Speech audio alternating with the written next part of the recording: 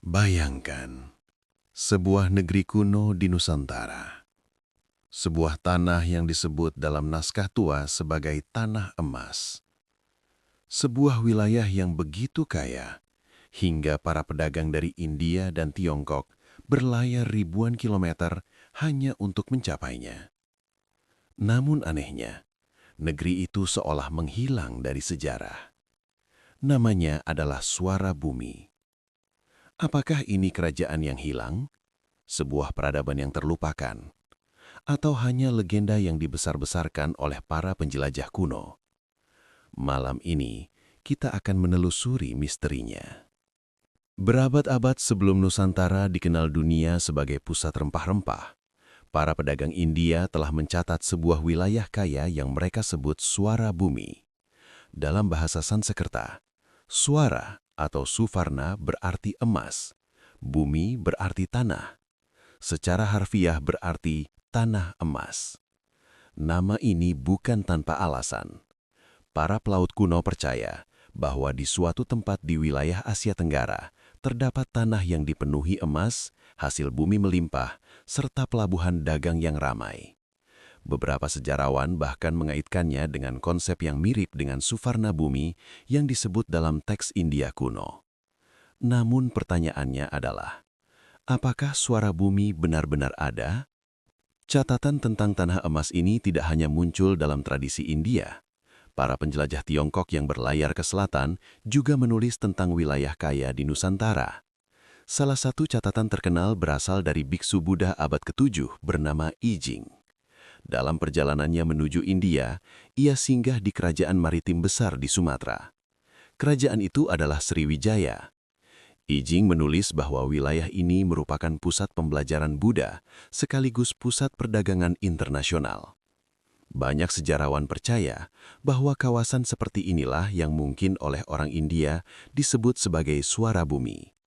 Namun misterinya belum selesai, karena istilah ini tidak menunjuk pada satu kota, melainkan wilayah luas yang kaya dan makmur. Selama puluhan tahun, para ahli mencoba memecahkan teka-teki ini. Ada beberapa teori besar. Teori pertama mengatakan bahwa Suara Bumi berada di wilayah Sumatera. Pulau ini memang dikenal sejak dulu sebagai daerah penghasil emas. Sungai-sungai di Sumatera bahkan membawa serpihan emas dari pegunungan. Tak heran jika wilayah ini kemudian berkembang menjadi pusat kerajaan besar seperti Sriwijaya. Namun teori kedua mengarah ke wilayah lain. Sebagian peneliti percaya Suara Bumi bisa merujuk pada kawasan Semenanjung Melayu yang sejak dulu juga dikenal sebagai jalur perdagangan utama antara India dan Tiongkok. Ada pula teori yang lebih luas, bahwa Suara Bumi bukan hanya satu kerajaan, melainkan seluruh wilayah Nusantara yang kaya sumber daya. Sebuah negeri kepulauan yang menjadi pusat perdagangan dunia, jauh sebelum bangsa Eropa datang. Jika Suara Bumi begitu terkenal di masa lalu, mengapa namanya hampir tidak kita dengar sekarang? Ada beberapa kemungkinan. Pertama, perubahan nama wilayah. Banyak tempat dalam sejarah berubah nama seiring waktu. Kerajaan baru muncul, kerajaan lama runtuh. Nama kuno seperti Suara Bumi mungkin perlahan digantikan oleh nama kerajaan yang lebih dikenal seperti Sriwijaya.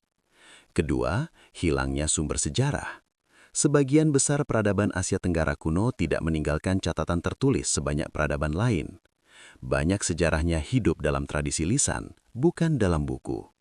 Dan kemungkinan terakhir, Suara Bumi mungkin memang bukan kerajaan, melainkan istilah geografis kuno yang digunakan oleh para pelaut India untuk menyebut wilayah kaya di Asia Tenggara.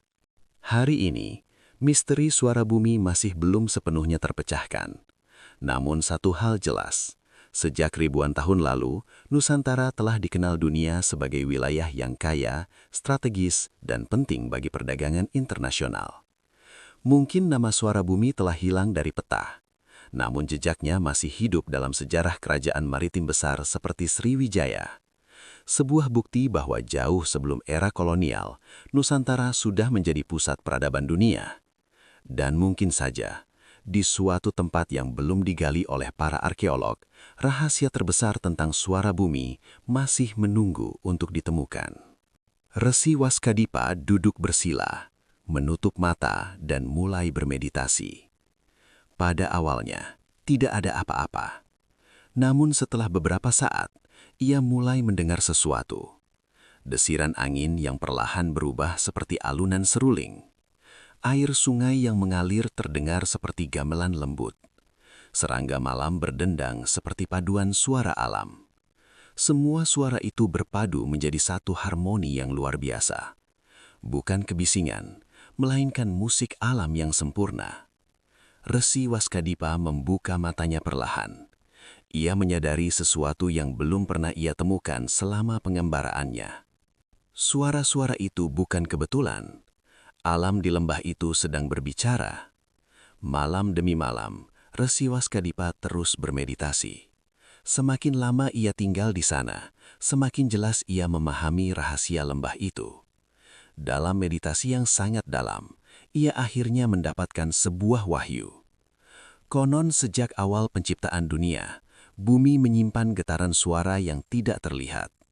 Setiap gunung memiliki nadanya sendiri. Setiap sungai memiliki iramanya sendiri. Setiap angin membawa melodi alam.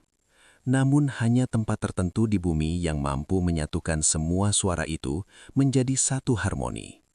Lembah itu adalah salah satunya. Tempat di mana suara alam bertemu, menyatu, dan menciptakan kehidupan. Karena itulah, Resi Waskadipa memberi nama tanah tersebut Suara Bumi.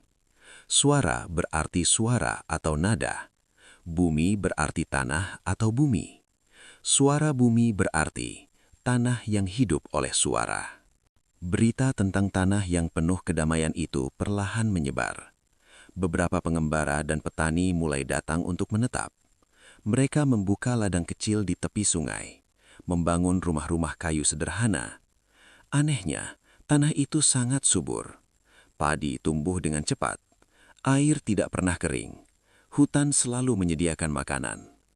Penduduk baru percaya bahwa kemakmuran itu terjadi karena mereka hidup selaras dengan suara alam. Karena itulah, mereka mulai membuat sebuah tradisi. Setiap musim panen tiba, mereka mengadakan upacara khusus. Kentongan ditabuh, gamelan dimainkan. Penduduk desa bernyanyi bersama di bawah cahaya bulan. Mereka percaya bahwa suara-suara itu adalah cara manusia berbicara kembali kepada bumi. Dan selama suara itu terus hidup, suara bumi akan tetap makmur.